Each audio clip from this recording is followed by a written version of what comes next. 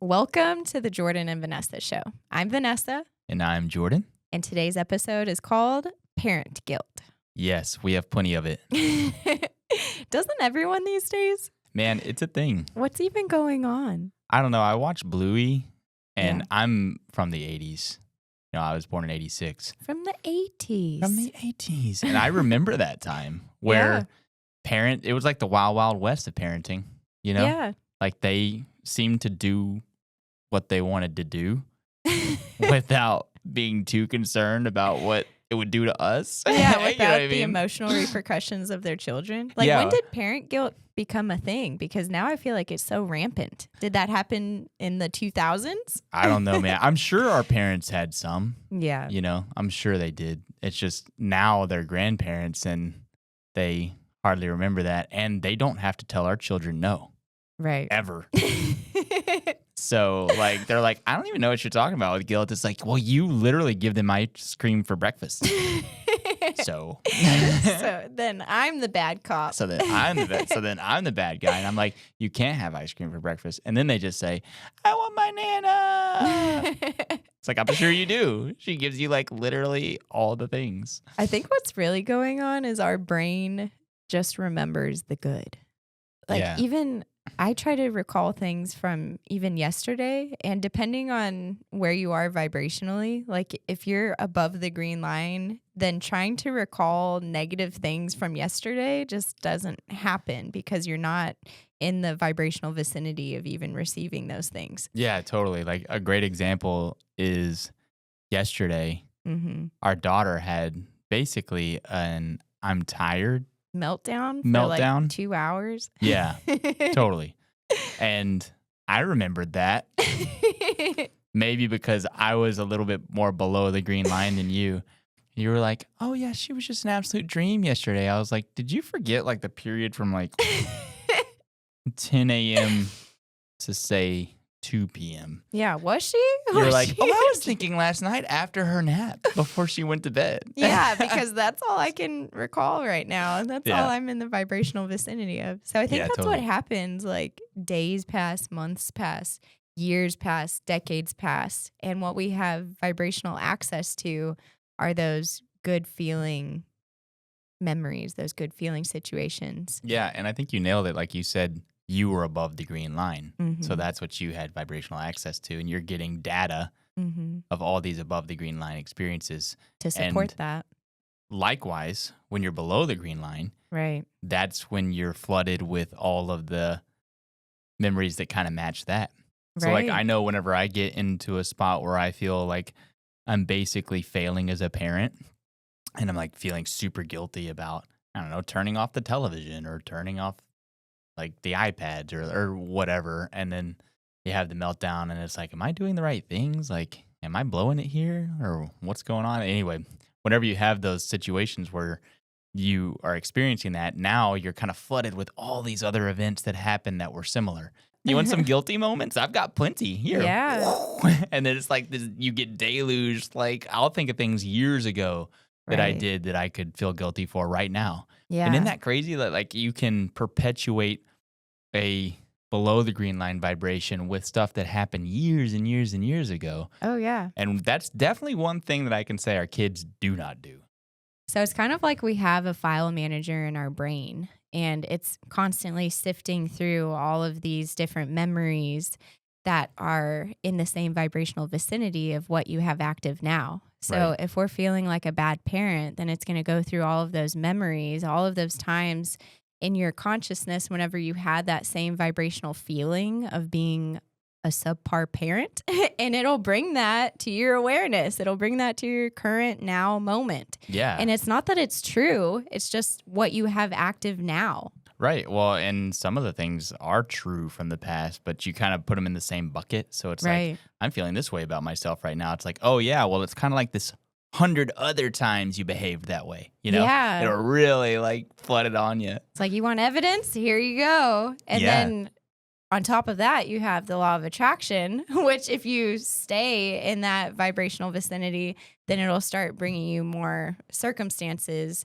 in your now moment that will verify what you're thinking. Yeah, absolutely. So it's so important to work your way up above the green line on whatever subject it is. If you want to feel good. Yeah, if you want to feel good. In this case, parenting. Yeah, totally. And, there are some days that you get below the green line and there's a natural evolution of a downward spiral. Right. There's also a natural evolution of an upward spiral. Mm-hmm.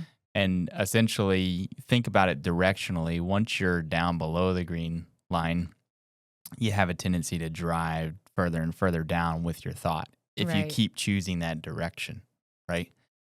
And if you're above the green line, you have a tendency to drive up, especially if you keep choosing that direction. So I definitely had a day yesterday that was one of those days where I just kind of started off okay, but then I kind of drifted below the green line, and then I let it go.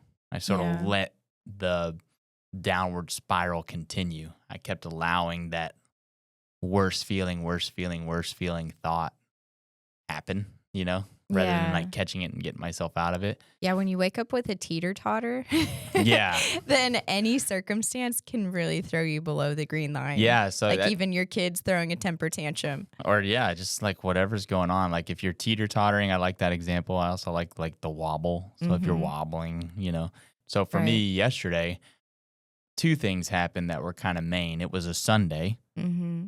So we kind of sometimes have this social idea that the weekends are for the kids and the family, and you're supposed to be doing that stuff. You're not supposed to be doing work stuff, And I spent a few hours of my yesterday doing work stuff, and it was something I had promised that needed to get done, and it took me maybe about 4 hours. So I think that kind of started the downward spiral because I just felt guilty. I felt so guilty.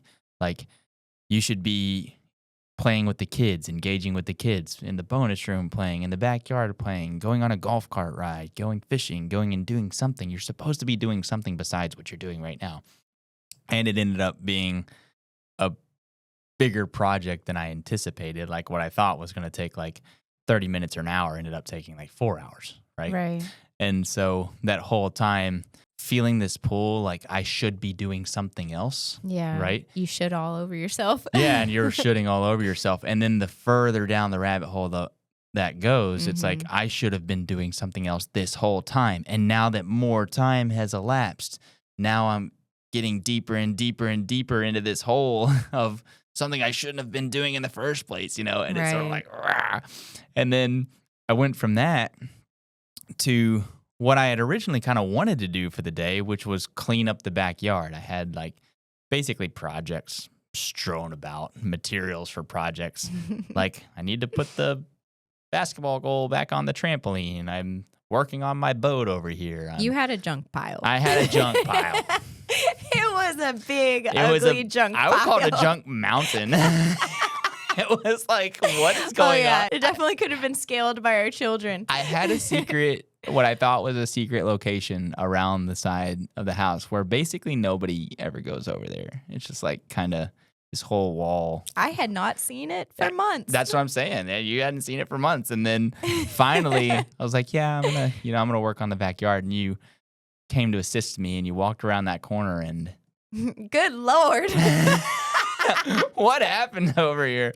And it was literally a mountain of every time I had gotten, or I had gotten partially through a project and was just I had all the materials left over and it was this is my I'll deal with it later pile. Yeah. And it had turned into throw it on. I'll deal with it later mountain. So then I went from this feeling of guilt having worked on a business project on Sunday for way longer than I thought I was going to, directly into this other thing. So now I feel I'm compounding I feel bad because I was doing this other thing that I perceive I shouldn't be doing, or, like you said, shooting all over myself, directly into, well, now let's clean up the backyard. And now I'm going into this feeling of neglect, I'm neglecting the kids, and I'm feeling even worse. Even though the kids are there, they're on the back porch playing with you. I'd jump on the trampoline here and there with Ollie and we're doing stuff, but the train had already started moving south. You know what I'm saying? Like, I think that's sort of the thing. Like, if you look at the day beyond that moment where I had built like momentum inside of feeling guilty, it was actually a pretty normal day. It's fine. Everything's fine. But like I had activated this like lower guilty vibration and then just rolled it right into what ended up taking till like close to 10 o'clock at night. I was in the backyard, like trying to deal with my junk mountain. And that's the power of self-talk. Yeah, absolutely. Because it's funny, I'll go to the kids a lot of times, and especially on days whenever I feel like I was off or I was operating below the green line for part of the day, I'll ask them, do you think that mommy did a good job today? Yeah. Like I feel like I struggled today. And it's so funny. Usually when I ask them that, they're like, I love you, mommy. Or sometimes I won't even ask them, and they'll just say, I'm so happy I chose you as my mommy. Ollie did that to me a couple nights ago. He was like, I'm so glad I chose you to be my dad. I'm like, yes. And it just makes you think like all of that negative self-talk that's been going on in my brain is for nothing. That's not how they perceive me at all. Yeah, you're exactly right. That's just my own insecurity coming through, and it's not even warranted. Yeah, what did Ollie say to you last night? I said, do you think mommy and daddy did a good job today? And he goes, yep. It's like, I didn't feel like I did a good job. I literally feel like I neglected you all day. And like I went into super downward spiral and I was feeling horrible about myself. But they don't feel that. Yeah, you're right. They're above the green line. They're doing whatever seems the most fun in this moment. Yeah, that was funny because I've seen like a Joe Dispenza thing where he's like, just be open with your kids. Let them know how you feel. And, like have honest conversations with them whenever you feel like you were having a tough time or whatever. Like really open up to them and share that with them. Yeah. And whether they respond right now or later on in life, they'll feel more open up to you whenever they're feeling a certain way or they're dealing with a certain problem or whatever. Yeah. So I've been doing that. And last night we went to bed after I kind of had this like guilt-stricken feeling like a neglectful father day. Yeah. And I was having that same conversation with Oliver. And I was like, yeah, I had kind of a tough day because, I really like hanging out with you and playing with you. But I feel like I kind of got caught up in work projects and other projects. And I didn't get to spend as much time with you as I wanted to. And, but it was just funny, the responses, because I'd be like, yeah, I kind of had a rough day. And he was like, why? Like, he's not. I didn't see that at all. He's completely unaware, right? Oh, yeah. And so anyway, we just kind of get through it and just a brief 20, 30-second me talking about it. I'm like, is it okay? Are you okay, son? Or is it all good? He's like, yeah, I'm good. And I was like, okay. So I kind of continued to talk. And then in about 15 seconds, I heard him snoring on my shoulder. I was like, he's like, I'm pretty tired. You trying to resolve your guilt with me right now is so boring. Really putting me to sleep. Yeah, I'm going to sleep, But that's the thing. Like, you're just trying to have this little conversation, like, partially to let him know, like, when I'm struggling with something, I share it with him. Hopefully, he can reciprocate. If he's ever feeling a certain way, he can have that conversation with me. It's so healthy to be able to share your emotions with your kids. Yeah. I did that the other night with Adeline too. I was journaling and I started crying about something. Like I just started tearing up and she goes, Mommy, are you okay? Yeah. And I said, Addie, sometimes parents get really sad about things. And I said, what do you like to do when you're sad? And she goes, well, when I'm sad, I like to hug my mommy. And I said, I would really love to hug my Addie right now. And she did. She gave me a huge hug and she was just like, she was soaking it up like, oh, I'm soothing mommy this time. I'm soothing mommy this time. Yeah, totally. So she's like petting my hair and stuff. Yeah. But yeah, it was just like this, it was this special moment that I was just like really grateful that we have that with our kids. Yeah. It's like we can share emotions and not be afraid of them. Yeah. Because I feel like that happens a lot of times where it's like, let's not feel this. Let's not talk about this. Let's suppress it and get past it and not bring it up at all. Yeah. Which isn't healthy for anybody. Yeah. And I think we do a good job of this. Like we'll actually use the words from the emotional guidance scale. Right. And so we try to kind of formulate it. I was feeling guilty, or I was feeling this. Like I told Oliver yesterday, I kind of had a little daddy face going on when I was like cleaning the backyard, which isn't great. Daddy face is this like horrifying face where my nose gets really sharp and my face gets kind of red. I don't know. It's like it's definitely an angry face. Oh yeah. We call it daddy face. Yeah. And like I literally hear from the background, why does daddy have daddy face? Like why is daddy mad? Yeah, why is daddy mad? And then you said, I think, yeah, why does daddy have daddy face? And I go back over there and I'm like, I'm just feeling a little angry right now, son. And you were like, why don't you tell us why? And I was like, well, this backyard's a real mess, and I've like really just ripped it apart. And I'm tired. And I'm just looking at it and thinking about all this work that I'm going to have before me, and I'm just feeling a little angry about it. Mm-hmm. It's kind of how it is. But that's healthy. Yeah. I didn't say, but I'm not going to be angry anymore. I was still angry. I was still feeling that. Like in reality, like if you were to boil the emotion down further, like if I were to more clearly describe it, it would be like, well, son, a few hours ago, I started a guilt train in the garage. And I really started to pump coal into that sucker. And it started to build momentum. And I really got it going. And, there's kind of a thing to vibrational momentum, unchecked. Mm-hmm. It continues to move in a particular direction, son. And I just allowed the natural evolution of a downward spiral to overtake me to where I was just feeling horrible. Until that train was in Funky Town. And now I'm bobbling between rage and anger at myself for being such a horrible parent. But it didn't stop there. Oh, no. Yeah, we're going to keep going. And I think that's the thing. Like, when you arrive at the bottom. Yeah. You and I were talking about that this morning. Yeah.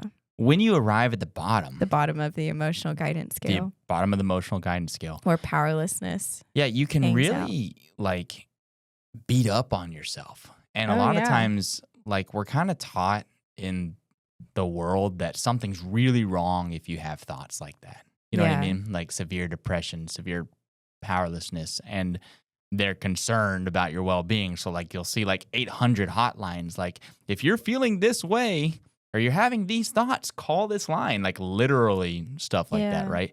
And like one thing I would like to say to that is a lot of us hold that inside and we have like thoughts that reach the bottom. We judge ourselves for having them. Yeah. And then society basically says, if you're having thoughts like this, it's bad. It's wrong. That's not normal. That's not normal. You should be, seeking help, seeking guidance. And it's like, that's the most normal thing. Yeah. You just nailed it. In the whole universe. Yeah. The natural evolution of a downward spiral is completely normal. That is just your guidance. Yeah. And it's guidance, and it's the law of attraction and action. Mm-hmm. It's just vibrational momentum. Yeah, it's just so essentially you're always going to have access to thought that's in vibrational proximity to the thought that you're currently thinking and the idea that you're currently holding.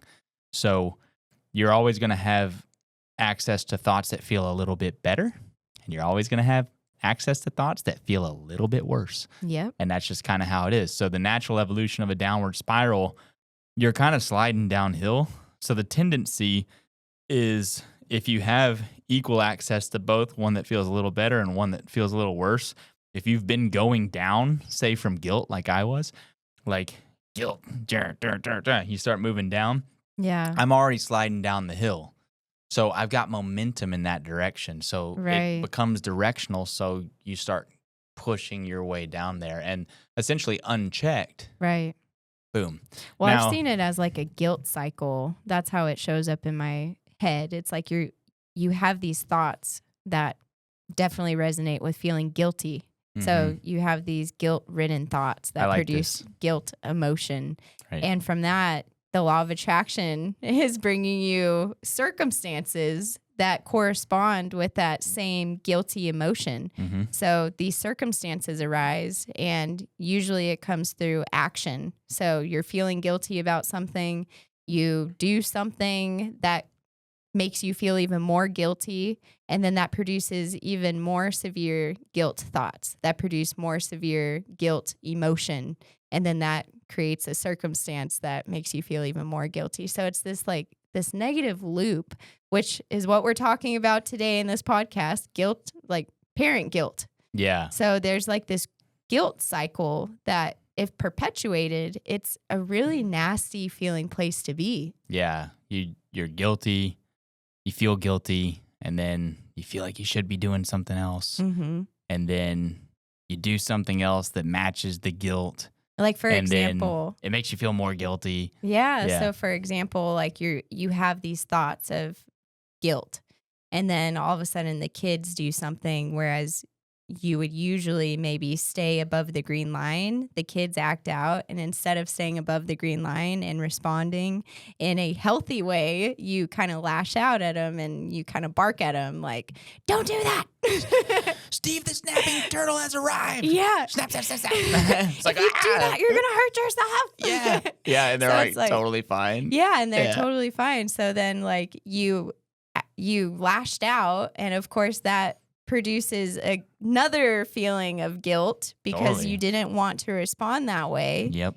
And then it just continues the guilt cycle. Yeah, totally. And I would say sometimes this is just conceptual in our mind that we're trying to talk this through, but then you'll actually see it activate itself in physical experience like you were just talking about. And sometimes it's not even like a direct thing that you did, but it's something that'll kind of perpetuate the guilt cycle. Like, for example, I was working on a project, and so now I'm like feeling guilty that I'm applying time to this. So then there's like this weird pressure to like finish faster. Yeah. You know what I mean? And sometimes that can actually create problems. Like I remember a couple days ago, I was on this same thing. Believe it or not, this is not the first time this has happened. You know, especially with 3 children, you know? And so like I'm doing the thing and I get the box of painting supplies down. And on my way down the ladder, I drop the entire box and just goes, it like explodes on the floor, you know? And so like the first thing I think is I was in vibrational harmony with that, which isn't great. It's like, oh no, you know? I'm feeding my train with the wrong kind of coals. Exactly. It's like, oh no, like I was at vibrational.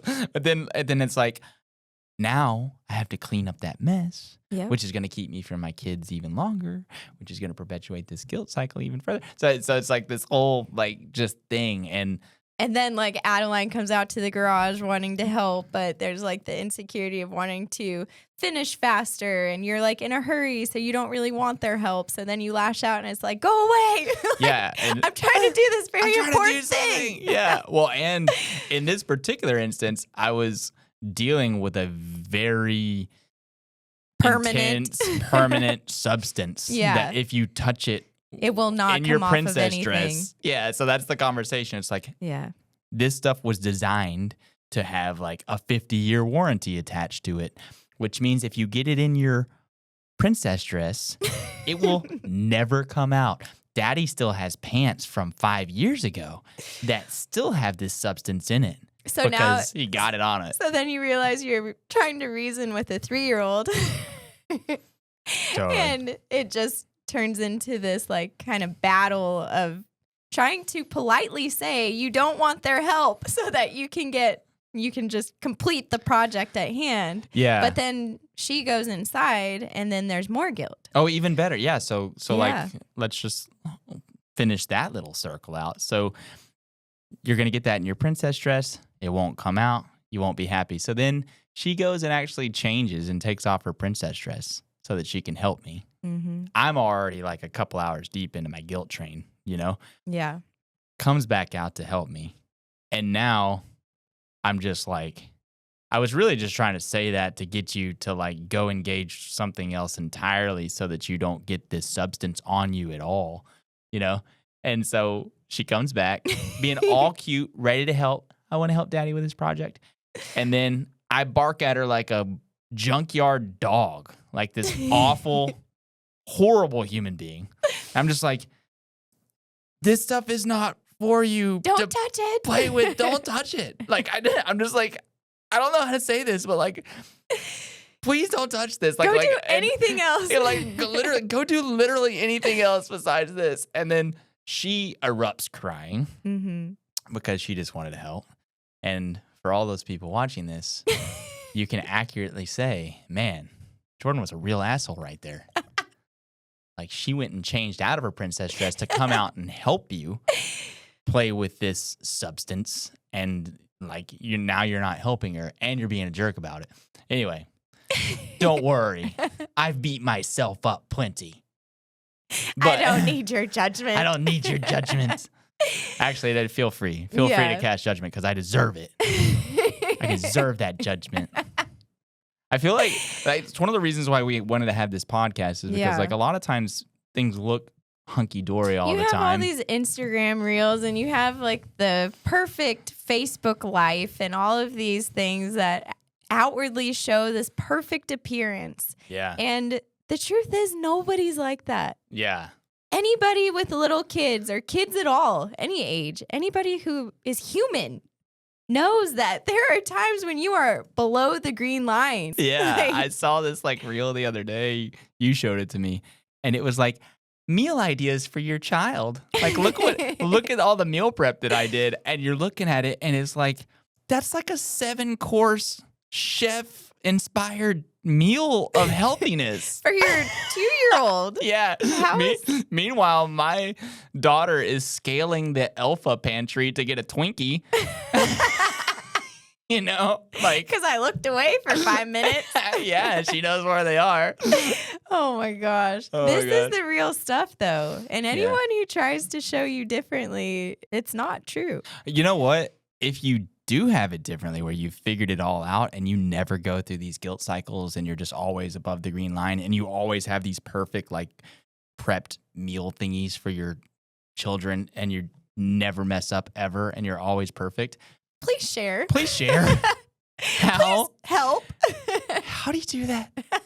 How do you do that? And, oh my goodness. And what's really crazy too is like you and I intentionally built this life where we spend a tremendous amount of time with the children. Oh yeah. Like, honestly, we've worked from home until now we have this office. So like, we just now even started separating ourselves for a few hours to go to the office to work.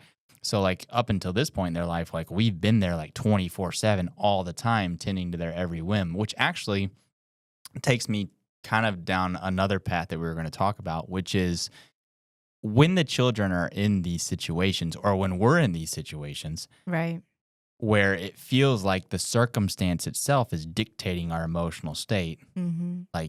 Like, for example, how do you go about that? Our 5-year-old son, he is very much into the television right now. He likes it. It's hard to get him away from it. And we've had to unplug the TVs and all sorts of things because he, like, the moment that we're not engaged with him, he goes and turns on something. And even if we ask him, like, come on, Oliver, let's go do this thing. Let's go play together. Let's go play with magnet tiles or blocks or whatever it is. It's so hard to just take him out of the TV. And like you've said, Jordan, like there's a frequency to that. There's a frequency to the television. So you're like completely engulfed in this thing, in this program that you're watching. And then you try to peel him away and his energy is still matched with that frequency of whatever he was just engaged in. So it takes him a moment to actually engage with the family. Right. So it's this big thing that we've been dealing with, and I know we're not alone. Like in today's age, there's so many screens. There's iPads, there's phones, there's televisions. There are so many screens that can completely grab their attention. And for kids like him that are completely stimulated by it, it can be difficult to peel them away. Yeah, absolutely. And like you said, there's kind of a frequency to it. And we've all had this experience. So like as an adult, I would equate it to like a work project or a business project, right? Something you're completely I'm completely focused on. So like it's captured my attention. I'm thinking about it. And then let's say you say, honey, I have lunch ready. Come out of that business project and come eat this sandwich. Well, I don't just snap from the business project to the sandwich. Like I'm still thinking about the business project. You know what I mean? And So I kind of bring that frequency with me. And if it's a temporary jump out, like 30 minutes, then I'm probably barely going to start the reduction of that frequency into something else before I pop right back into it. So, right, because your wheels are still spinning on trying to create the solution to correct. whatever problem you're dealing with. Yeah, exactly. And you could say that mine is constructive because I'm working, but it's the exact same thing. He's just like totally engaged in that. Right. So whenever we're like, hey, let's turn that off and go have dinner together, he's going to have sort of like this half-life of the frequency, so to speak, where it's like it's going to start reducing itself. But I notice a lot with him, especially if it's going to be a temporary thing. Right. For the first like 5 or 10 minutes of the temporary thing, he's trying to get back over to the TV. He's trying to be like, have I satisfied your wishes enough for me to go back and do what I want to do, which is watch TV. Yeah. And so it's kind definitely of like a thing, getting like, another hit.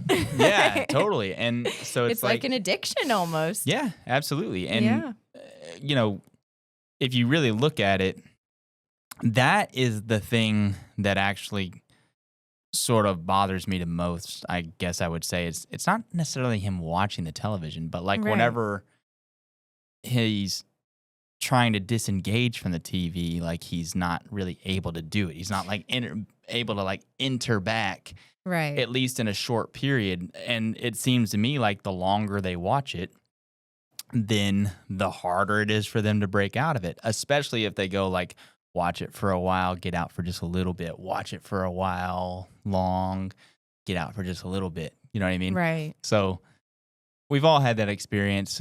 Maybe a grandparent takes them and they watch the TV all day or whatever. Right. But at the end of the day, I'm dealing with these things the best way that I can deal with them.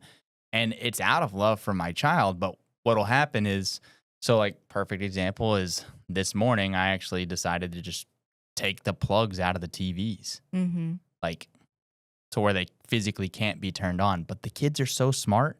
I started with Amazon plugs, and they're so smart. They figured out how to bypass the Amazon plugs in like 5 seconds. And they're 5, 3, and 8 months. I don't know if Eloise is in on it.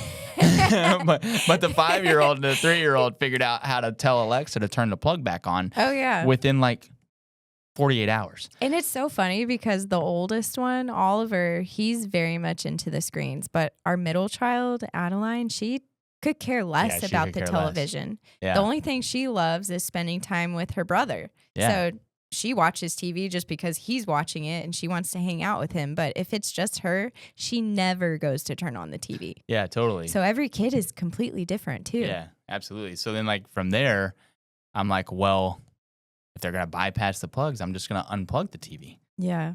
Well, believe it or not, a 5-year-old can figure out how to plug the TV back in. So like you said, if we're not just like completely engaged 24/7, he can figure out how to go do it again. And I don't want to have that kind of restriction on him, but I also at the same time don't want him to engage in that frequency so long that it's making it difficult for him to like engage with the world. Right. And because it's like this two-dimensional thing. Whenever I ask him to turn off the TV and engage with the family, I tell him it's important that we remember how to use our imagination. Yeah, because it's important to be in the world. That's why we're here. You don't want to just be consuming all of the things that other people are doing in the world. You want to be doing it yourself. Totally. So then, take it one step further. Today, I actually didn't just remove the plug, like pull it out. I removed the plugs entirely.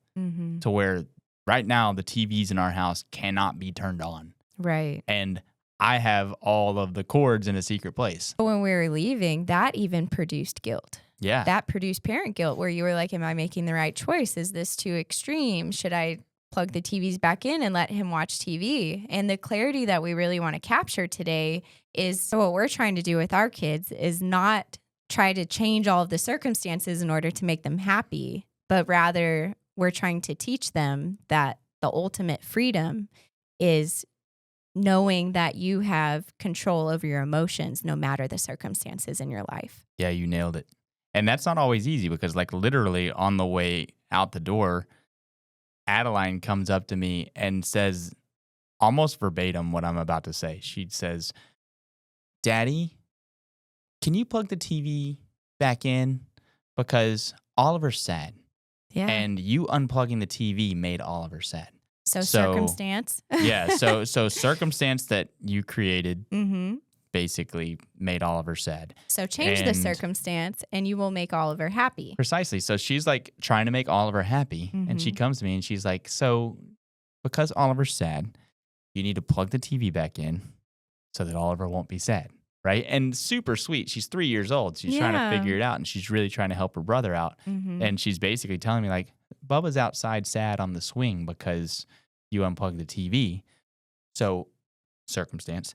So if you plug the TV back in, change the circumstance, then Bubba can be happy. You know? Right. And by doing that, which is what most adults do with children, including us sometimes with our own kids, is we try to change the circumstances in order to instantly gratify the child. You just nailed it. Instant gratification. So that's a thing that has kind of happened in our generation. Back in the day, you didn't have access to such speed. Right. We didn't have like all of this internet and Google and like all of this. No, we had VHS tapes. Yeah. We didn't have streaming. And we were stoked about that. Like you could take this giant black square and plug it into a machine and watch it. I still remember buying a rewinder. Yeah. Because to speed up the process. We didn't have the speed from moving from one point of stimulation to another point of stimulation. Like if you wanted to watch Mulan, you could watch Mulan. But if you wanted to stop Mulan and go turn on The Lion King, you had to eject the VHS, pull it out of the machine, find the other VHS, find The Lion King, pull it out, look at it to see if the tape is at the right place on the reel. Like, has it been rewound? Oh, whoever got it out of the machine last time didn't rewind it. Got to take it over to the rewinder. Chink, chink. Yeah, literally. It's just like, and a couple minutes will go by and it's like, click when it's done. And that click is like, oh, goody, we get to go stick it in and do the whole thing. And then you had to go through like 15 minutes of previews. You remember like back in the day, it was like, da, da, da, da, da, da, and it's like, if you watch the old movies, like Snow White, for example, the intro is like, so long, like several minutes long. I started that the other day on Disney, and Adeline goes, "Why is the movie starting at the end?" Because the beginning credits are so long. I said, this is what movies used to be like. People used to sit through the credits at the beginning, before the movie even started. Yeah, exactly. So I mean, I'm not saying that like things have changed and now it's harder and blah blah blah. But what I am saying is, things have changed. Right. And now they have the ability to bounce from thing to thing to thing to thing so fast that it's hard not to teach instant gratification. Right. Because if they want to go from Mulan to Lion King, they can do it in like half a second. So that puts a lot of pressure on parents nowadays, where kids are used to getting their needs met immediately. So if you're not there to fulfill, then they have an outburst or they act out in a certain way because they're used to getting what they want from either you as the parent or somebody else, a grandparent. So it puts a lot of pressure on us as parents. Totally. To always be doing whatever they're asking of us. Yeah, and they just expect this speed. And so I'm not saying it's universal, like all kids feel that way. But what I am saying is I've personally experienced this. So where it's just like they have been accustomed to getting things super fast, and now they can't. And they're also accustomed to massive choice. Right. Back in the day, if you didn't have the VHS, you didn't have the VHS. You could borrow it from someone. You could swap VHSs. You could go to the library. Eventually it migrated to DVDs. And ultimately, you would have a lot more involved to get your hands on the resource, or maybe you just couldn't get the hands on the resource. Right. Whereas now, my 5-year-old son can turn on a TV, navigate to different applications within the TV, Netflix, YouTube, Disney, can jump app to app to app and have basically unlimited choice in what he can consume right now. Right. when you're a parent, you really want to be able to instantly gratify all of your children's desires. You can't even describe, if you've never had kids, that connection that you feel with your child. Totally. So then you have this beautiful, perfect human being. And anytime they want something, you want to be able to give them what it is that they desire. And in today's age, you really can, for the most part, in a lot of ways, fulfill on what they're asking for, and immediately in a lot of situations. Yeah, absolutely. But it reminds me of the quote, "Give a man a fish, he'll eat for a day, but teach a man to fish and he'll eat forever." Yeah, totally. So you really, if you want to empower your children, which I do. Right. So if I want to empower my children, I want to teach them that it's not the circumstance or that instant gratification that's making you happy. It's how you're perceiving the situation, the thoughts that you're holding, how the infinite part of your consciousness is responding to those thoughts.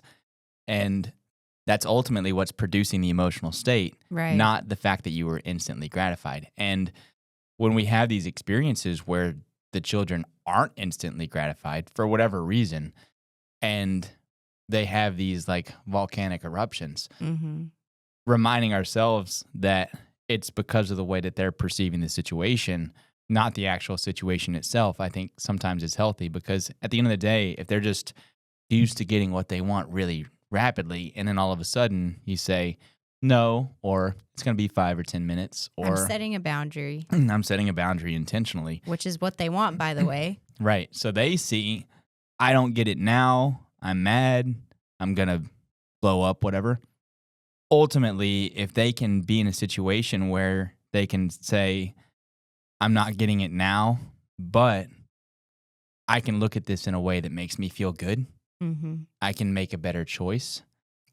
It's not about me not getting the thing right now. It's more about how I'm perceiving me not getting the thing right now. Right. That would be the ultimate empowerment, because then it's like, well, if I can't have the thing for 5 or 10 minutes, then I'm going to go play magnet tiles.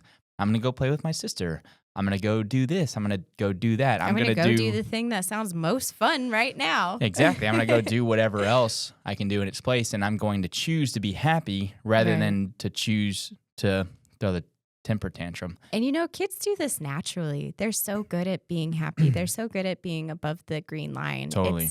It's us that have a tendency to get into these, these negative thought loop cycles, these negative thought patterns. For example, the guilt. So we get into these feelings of guilt, and we get into these guilt loops. Well, you just nailed it. You said pattern. Right. So what happens is we've practiced these patterns, and they're right there available for us to return to. Because they have momentum. We've activated them enough times. Totally. That whenever we do get into the vibrational vicinity of it, it's activated, and then we have that train moving fast again. Yeah, totally.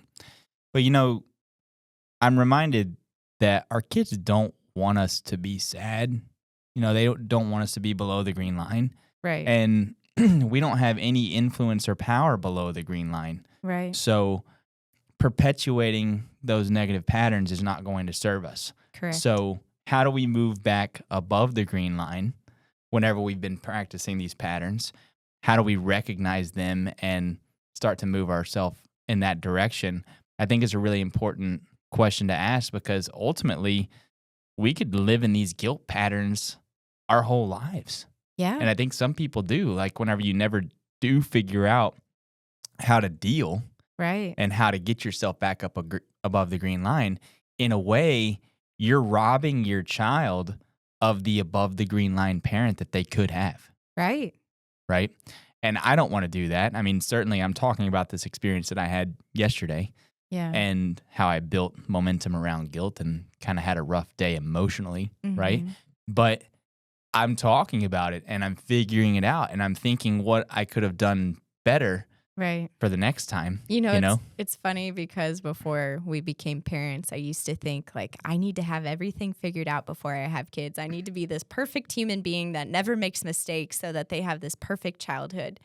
And now, of course, I've come to the realization that like conscious parenting isn't being perfect all the time. Yeah. Conscious parenting is about doing life. It's about experiencing the emotions and then observing the way that you feel whenever different things happen in life, and then making the conscious choice to change how you respond in the future to a similar situation so that you can feel better. Man, I love that definition of conscious parenting. I want to like get that tattooed on my arm. Like, what was conscious parenting again? Well, my wife said it was like this. But you're right. Well, guys, that takes a lot of the pressure off whenever you take the weight of feeling like you have to be perfect all the time. Yeah. And not show your emotions to your kids or show them whenever you're feeling below the green line emotions. When you take that weight off and you just allow yourself to be whatever it is that you are in this moment, then it takes the pressure off your kids when they become adults too. Yeah, and while they're kids. I've actually noticed this about our kids, that Oliver will get mad or upset. Right. And I've actually noticed him voicing it the way that we do. Yeah. And I feel mad. Yeah, I feel angry because, and in his world, he's still generally tying it to a circumstance, right? So I feel angry because you turn the TV off. And he's done it to my mom whenever she's babysitting. She's done it to babysitters. Yeah. Like, basically, like, you turn the TV off, now I'm angry, right? And I see him voice this, and he'll take action like, I'm going to go to my room now. But sometimes he'll actually take a minute, like intentionally. Oh, yeah. Like, I'm angry, and I'm going to take some time to myself. And he'll run off and do whatever. And generally, he'll come back better with purpose. And that's what is really exciting to me, is whenever I see my kids purposefully move from a lower emotional state to an upper emotional state, a below the green line emotional state to an above the green line emotional state. Right. And they even have processes for it. Like, you asked them yesterday. Yeah. I said, what do you do whenever you feel bad? And what did he say? He started singing a song. He started singing a song, and you recorded it. And it was I did. actually really awesome, He said, whenever I feel bad, I just start trying to think healthy thoughts. Yeah.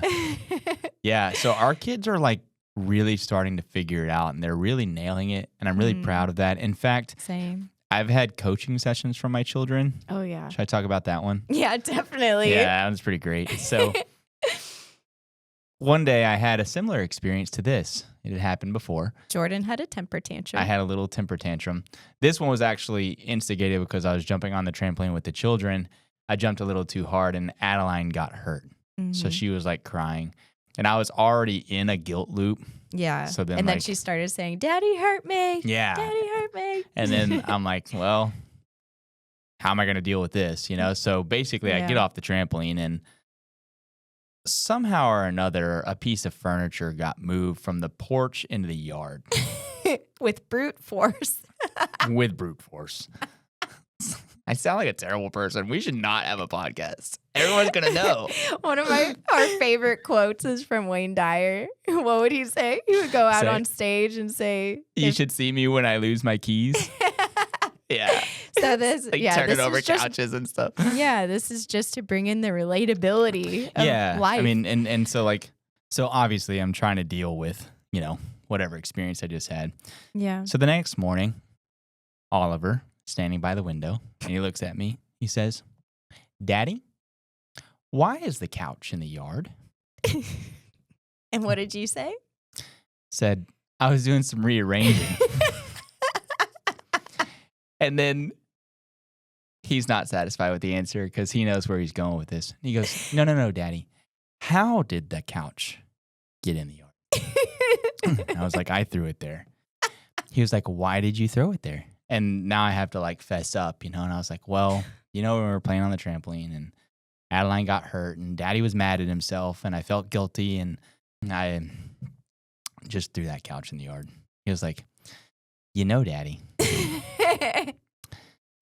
when Adeline gets hurt, there are all sorts of things that I can do to make her feel better. I could go give her a hug, give her a pat on the back, make her feel better. I could pretend I'm a doctor, and I can go like put Band-Aids on her boo-boos. There are just so many different things that I can do. I can say nice things to her to make her feel better. And there are just so many ways that I would say are better to deal with that situation. and literally is like therapy coaching me on how I could be better next time. Yeah. But the big thing is there are a lot of things that I can do to help her feel better.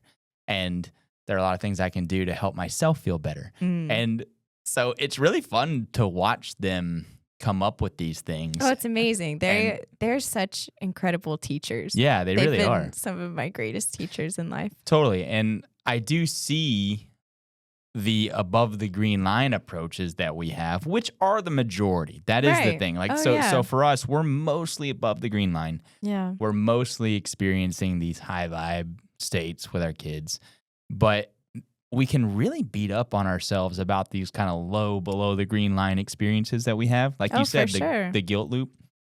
So that's one of the reasons that we even shot this podcast is we wanted to capture the clarity on this situation, right? And what conscious parenting actually kind of looks like for us, and really capture the idea that it's not our job to instantly fulfill all of our child's wishes. It's our job to teach them that they have control of their emotional states no matter what the circumstances are around them. Right. And I feel like if we continue to do that, then we're going to see more and more coaching sessions like that from Oliver, where he's telling me how I could feel better now and how it would be really better for everyone involved if I would just behave that way. Yeah. So, but that's really good because I know that came like partially from him in his own mind, but also from our lean to what would feel better now. Right. What would be a better way to handle this where I would feel better? Right. What's a way that I could look at this situation that would allow me to feel better now? And they see us actively coaching ourselves and each other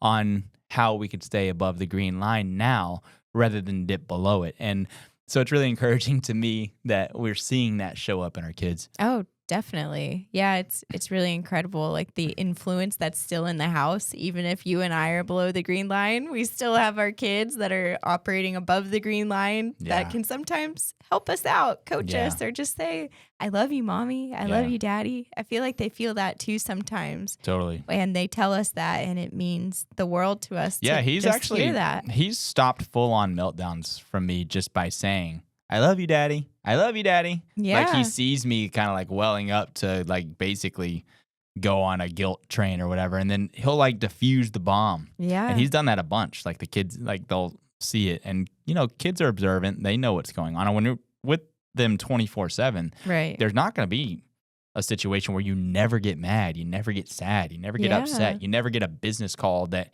you don't have to deal with that produces some anxiety and you're doing stuff. I think it's really healthy that we all own our vibe in the house too, because we know that it's not anybody else's fault. There's no blame there. Right. It's just we feel off, but we'll get back above the green line. It's okay. Yeah, and we do talk it through with our kids. Right. You know? And I think that's the cool thing. One thing that I really admire about the kids, and maybe you could speak to this, is how short-lived their below the green line moments are. Oh yeah, they're incredible. Like I wish that I could mirror that in my own life. How infrequent they stay below the green line, but when they do dip down there, it's very, very quick. Yeah, because it feels so painful to them, and that's something that we kind of we train ourselves out of that as we get older. Instead of actually expressing emotions, we suppress them, and then eventually they come out as diseases. In real life, that's how it usually happens. Yeah. Or in these unfavorable things that develop in our bodies because of all of these suppressed emotions that we didn't know how to deal with, or we didn't want to deal with them. Yeah, and negative thought patterns that just feel horrible. Right. I mean, whether it manifests into a disease or whatever, just living in that chronic pattern is painful. Right. Super painful. That's why you see kids have temper tantrums and they dip below the green line with an exclamation point, but then they come back up. They have their bobber go back to the surface very quickly. Yeah. And like we see it all the time. Like the kids will be at each other. Like they'll be hitting each other and just like saying ugly things. And then 5 seconds later, they're cuddling. Yeah. And they're saying, I love you so much. Yeah. And it's like, whoa, those are completely different people. Yeah, totally. Like if someone had just slapped me in the face, I'm not sure I'd be like, you want a Twizzler? Like 3 minutes later, you know? Bestie. Bestie. Yeah, it's kind of how it works. But yeah, it's just so incredible to see how quick they are to realign. Yeah, that's it. Realign. Yeah. And I think it's so natural to them. It takes years and years and years to train them out of it, which the world kind of does. Right. Where it's like it basically teaching them to behave, conform, do what's expected.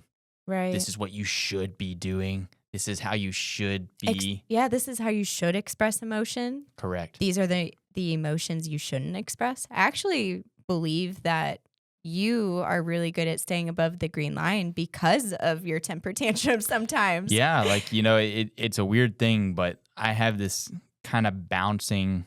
I don't tolerate being below the green line very well. Right. So, like, I super don't tolerate disempowerment very well. So you won't find me depressed kicking rocks much. Not for long when you do go down there. If I do get down there, like I'm generally grabbing some anger, some rage, some anger. Just to bounce back up the emotional guidance scale a little bit. I'm like, I am not going to be disempowered or depressed.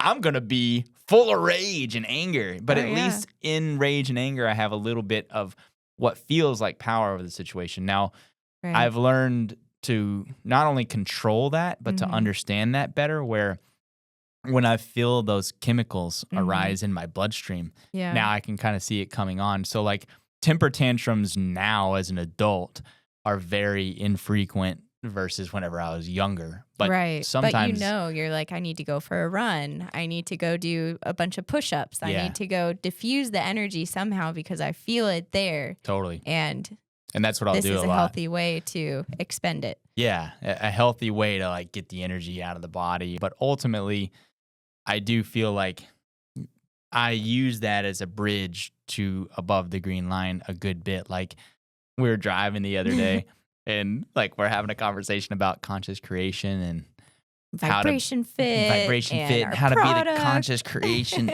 How to be the conscious creator of your own life experience. And then like we hit this wall of traffic and I remember just exclaiming something like, beep. Mother. Mother, boop.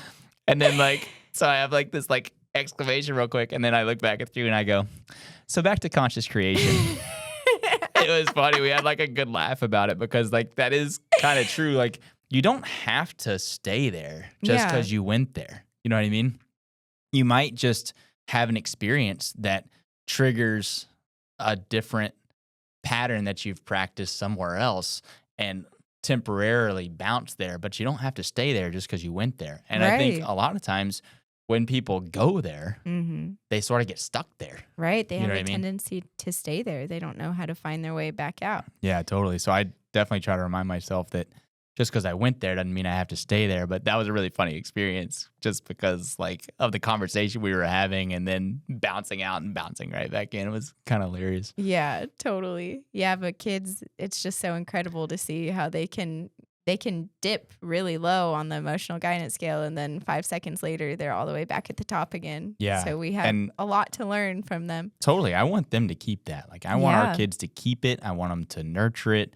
I want to learn more from them about how we can do it. Because ultimately, I think that's the path to essentially not developing those negative patterns of thought that hold us down below the green line. Like if we just let kids be kids and we didn't train them out of their above the green line tendencies, then they'd be a lot better off in the future, right? Definitely. So I think naturally they'll develop a lot more above the green line ideas, perspectives, and make those types of decisions about situations if we teach them that they're empowered to do that and then ultimately cultivate it within them. Right. And I've observed myself in situations whenever they're expressing themselves in anger or whatever it is.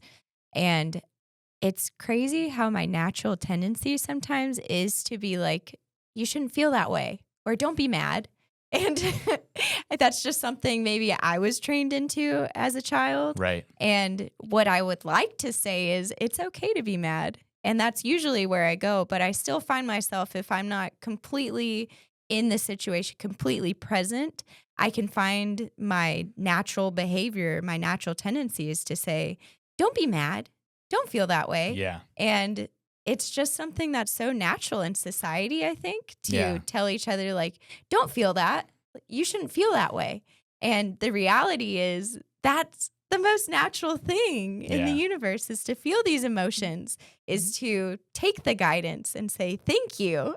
Yeah. I have the guidance. Now what do I choose to do with it? Absolutely. Yeah, I've had those experiences where, depending on what side of the green line you're on, you can sort of match the energy. So like if the child is angry, right, sometimes if I'm below the green line, I might sort of meet that with anger, like sort of like meet them where they're at. If I'm above the green line, I might do it playfully. So one of them is actually like not fun. Like, why are you mad? Now I'm mad about you being mad. That is not fun. Right. The more playful approach is Ollie will be doing something like magnet tiles won't be sticking together right or whatever, and he'll get frustrated and he'll like knock it over or whatever, and he'll like express anger, and I'll come in and be like, "That, you know what? I completely understand that you're angry. I'd be mad too. You know what? I'm really great at destroying things. If you want." Like, we could take this to the next level. We could take this to the next level. I have and a blowtorch in the garage. Yeah, like I've got all sorts of tools. Like we could like super destroy these things. Not only like the magnet tile creations here, but like I could lay waste to even the toy itself, you know, with some of the stuff I've got in the garage. Oh, yeah. And oftentimes that kind of diffuses him, where he's like, actually, Dad, it's fine. I'm not really that mad at the magnet tiles. I would want to destroy them in the garage, like maybe knock them down here, but with the intention of rebuilding. It's like okay, well, I'm just saying, I'm here for you. If you want to destroy, I'm a great destroyer. Yeah. You know, like I can destroy team. things. I'm on your team, whatever you want to do. But if you want to rebuild it, I can help you rebuild it too. And generally that's what happens. He'll be like, given the choice of assistance in destruction or rebuild, like we'll generally rebuild the thing. Yeah. Now you're the crazy one. Yeah. Oh, I've always been the crazy one. That's for sure. That's known.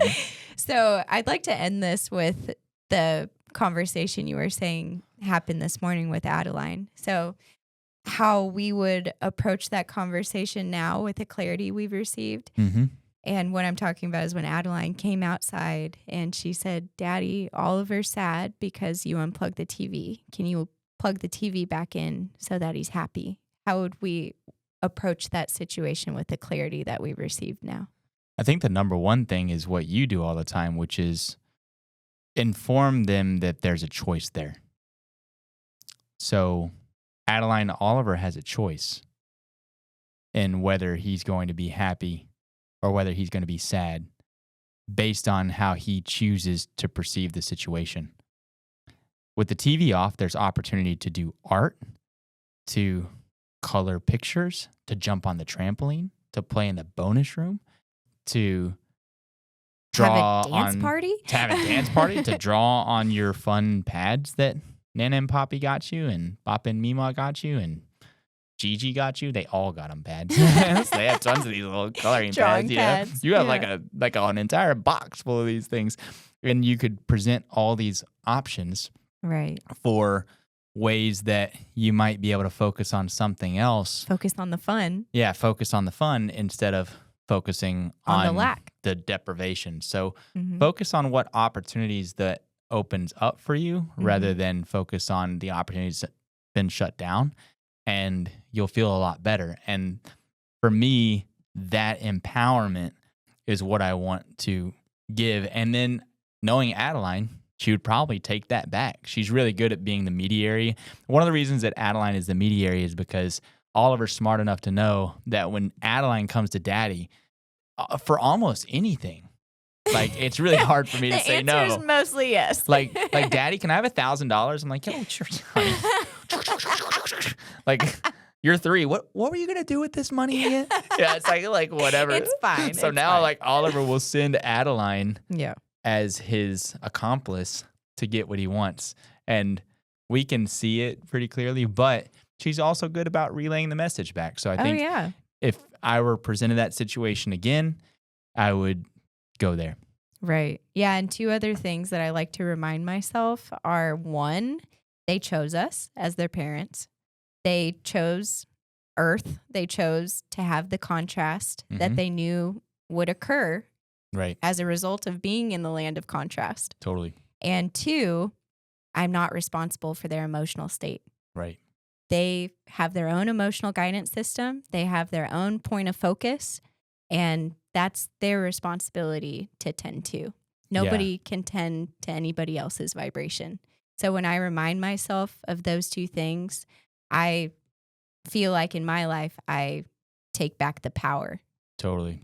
You're 100% right. So I'm with you on that. I think next time I'm presented something like that, I'm going to try that. And I'm going to read the tattoo on my arm. And I'm going to be like, what is a conscious parent? Oh, yeah. That was a win. That was a win.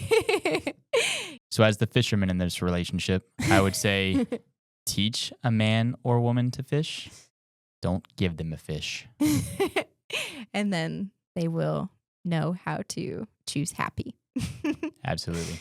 So with that, we're sending love and light to all.